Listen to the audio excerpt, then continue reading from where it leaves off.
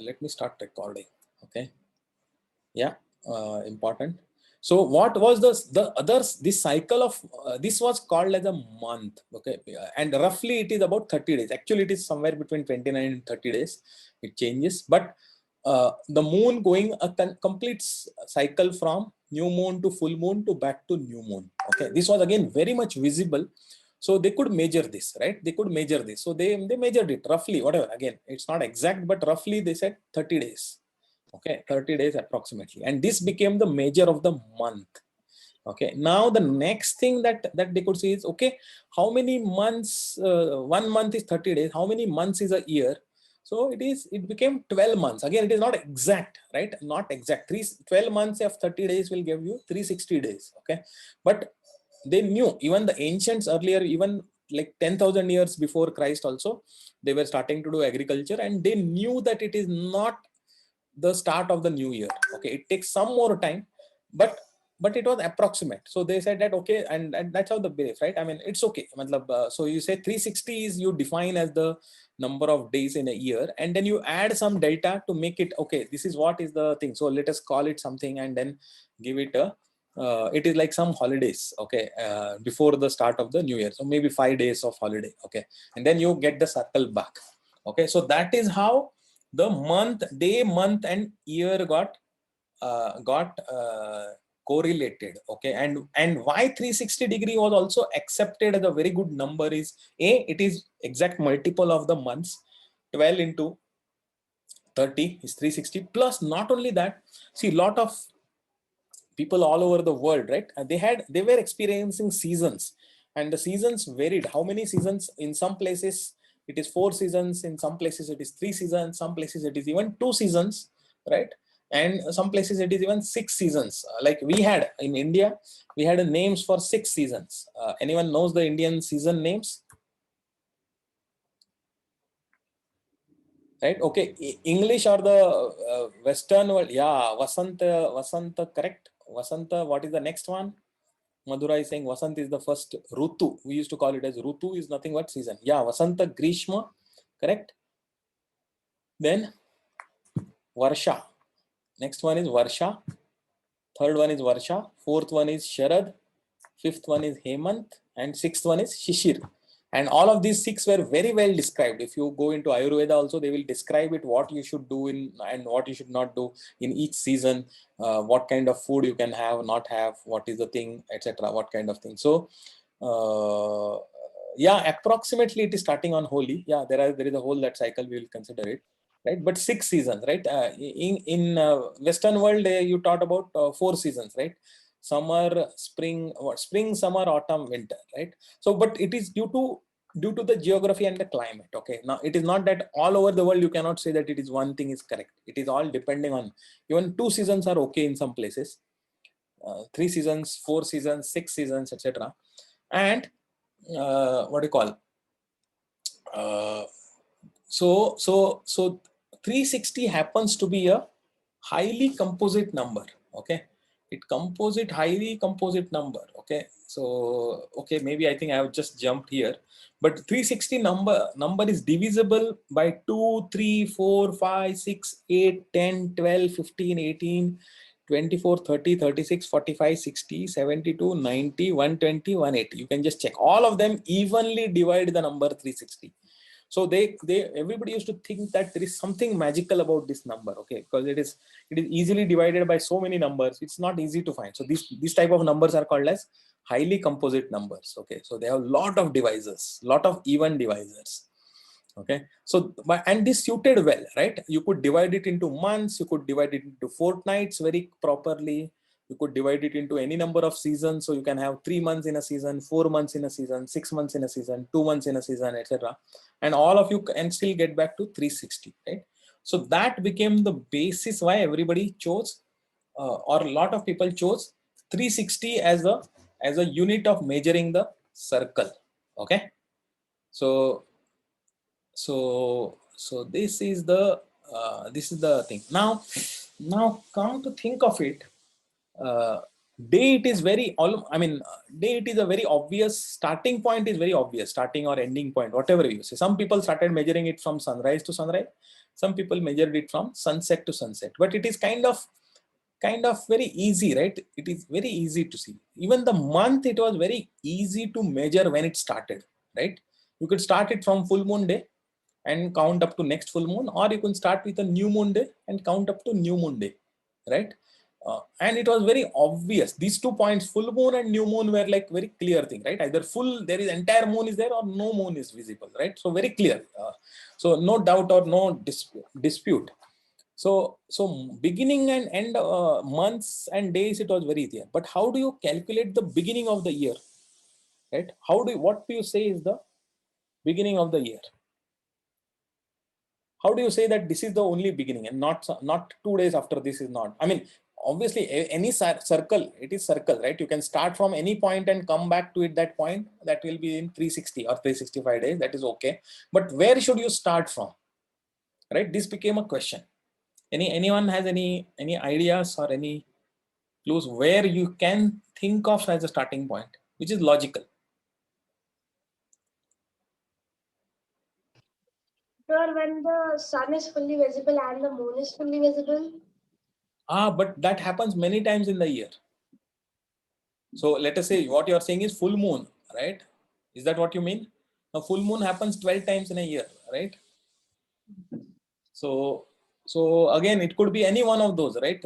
Which one you take as the starting point, right? But now everything is measured with regards to Greenwich, right? Yeah, but Greenwich doesn't help you with the year, because Greenwich is just an arbitrary point. Again, and Greenwich, by the way, is arbitrary. Okay, so there is nothing. It's not called Greenwich anymore. It's called UTC. Yeah, but whatever you call it, but see, it is arbitrary. See, you know that back in 1,500 years back, the mean time was calculated based on Ujjaini in India, and that was considered as the starting point. But all of the starting points, or any place on the earth, right? You can take it, or any longitude on the earth, they are equally good. There is nothing special about them.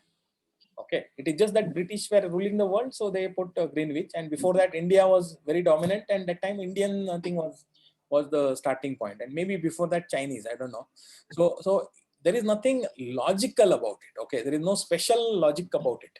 It is just that whoever dominates it does it. Okay, but there is a starting point. Okay, there are 2 ways that you can measure a starting point. Okay, one is if you observe the sun rising every day. Okay, and this is an experiment I want all of you to do. Okay, get up early. In fact, that will make you get up and watch the sun rise. If not every day, at least every week, you make it a point. Okay, that you want to watch the sunrise every week. Let's keep it Saturday or Sunday. Okay, now go to the same spot every day. Okay, don't change the thing today from here, tomorrow from there. No, fix a spot, whether it is on your terrace or in your garden or maybe in the park nearby or whatever it is. You fix a spot. Okay, and for 1 year observe. So 52 weekends will be there. Observe.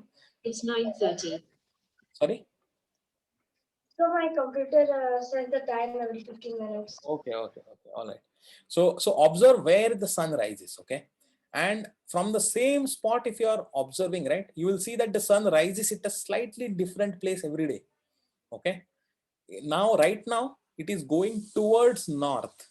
Okay, it is exact east. If you have, then it is not rising exactly on the east.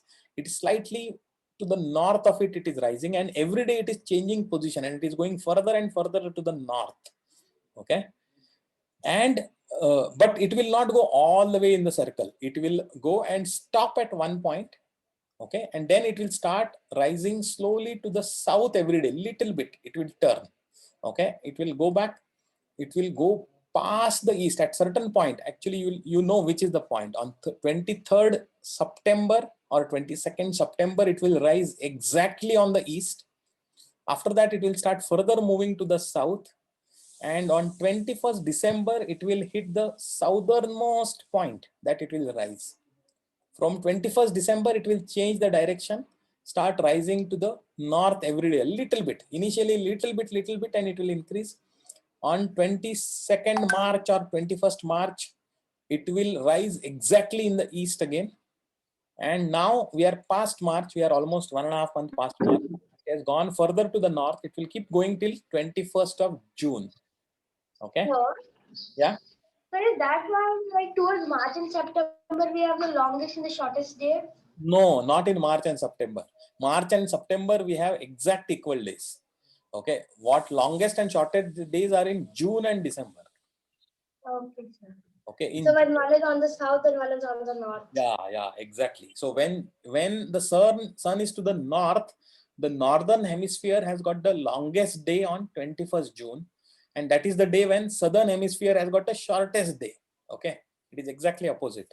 So they have the longest night, shortest day on 21st of June, because the sun is to the northmost point, and on 21st December or 22nd December, southern hemisphere has got the longest day, shortest night, and we have the longest night and shortest day. Okay, so this is what happens. So now there is a start. Now if you are observing the sunrise every day, now there is a very clear endpoints. One of the endpoint is on the northernmost point where it is when it turns. The other endpoint is the southernmost point. Okay, any place on earth you go, you will be able to mark it. Okay, it is not that you have to be only in special places. Anywhere. I go to morning walk every day. Okay, and I make it a point to watch sunrise every day, and last several years I'm doing it, and from my spot I have exactly marked out, and it just helps this one, but I know where the sun moves exactly. Okay, and you can also mark out the exact midpoint between them. So any of these 3 points you can consider as the starting point. Okay, and they are logical, they are not arbitrary, right? Midpoint, because that is when the deflection is 0. So then you start becoming deflection on left side, then it becomes 0, then it starts deflecting on the right side, again 0. So 0, it is when there is no deflection, and hence that is also a good starting point. Or you can make the June also as a starting point, left northernmost point, or December also. Any of these 3 starting points is okay. All right. So this was one way of knowing when to start the year. So many people, that is why actually roughly 21st March, right, the 0 point, that is where our Hindu New Year starts approximately that time. The Chaitra Mas starts approximately that time. Okay, and by the way, even the Julian or calendar, initially it used to start around that time. That is when the Easter comes. Okay, Good Friday and Easter Sunday approximately falls around that time. It is also not a fixed point, it is varying a little bit, but approximately that time. And traditionally they used to start the year there. Even in the Western world they used to start it, then something happened and they changed it, and then they made it from whatever towards the winter they started. But before that they used to measure it from there, and because that is where the spring starts. Okay, so that is the basis. There is one more basis.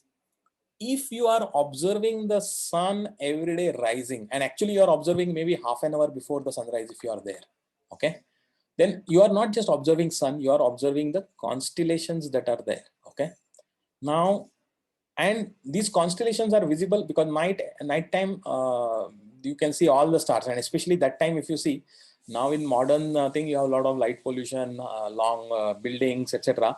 But earlier, even 50 years back or even 20 years back, if you had gone, or yeah, maybe 50 years back, then everybody would be having a very good night sky to observe at night. There will not be any light pollution, everything. And in the ancients, they had nothing else to do at night, just to watch the sky, right? So they were very expert astronomers in the sense observers. Okay, so they made all these constellations. They started naming them groups of stars, right? And there was a lot of purpose. So I will so okay, we are coming to the about thing. So what we'll do is we'll take a small break. I will stop it right now, and we will join back, and we will continue in the remaining portion. Okay, so maybe with a 5-minute break, you can take a bio break and come back. All right. So let me stop recording.